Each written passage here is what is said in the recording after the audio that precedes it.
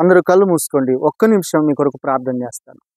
కృప కలిగిన దేవా, మీకు స్తోత్రములు చెల్లిస్తూ ఉన్నాను అయ్యా. ఇక్కడ ఉన్నటువంటి బిడ్డలందరి కొరకును, ఈ యొక్క వీడియో చూస్తున్న బిడ్డలందరికీ కూడా కృపాక్షేమాన్ని ఇవ్వండి. ఎవరైతే భారం కలిగి, బాధ కలిగి, వేదన కలిగి, శోధనలో కొట్టుమిట్లాడుతూ ఉన్నారో వారందరి మీద కూడా నీ కృప ఉండును గాక.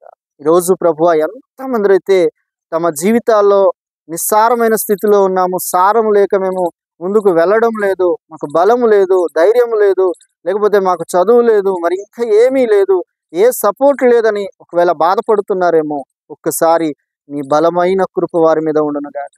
బైబిల్ అంతటిలో కూడా బలహీనులు ఎన్నుకొని బలమైన సాధనములుగా వాడుకున్నట్లుగా ఈ ప్రార్థనలో ఉన్న బిడ్డలందరినీ కూడా వారి బాధలు, ఇరుకులు, ఇబ్బందులు, శోధనలు, అప్పుల బాధలు వాటన్నిటిలో నుంచి వారందరికీ సమాధానం ఇచ్చి మీరు కాపాడమని యేసు నామములోన అడిగి వేడుకొనుచున్నాను తండ్రి.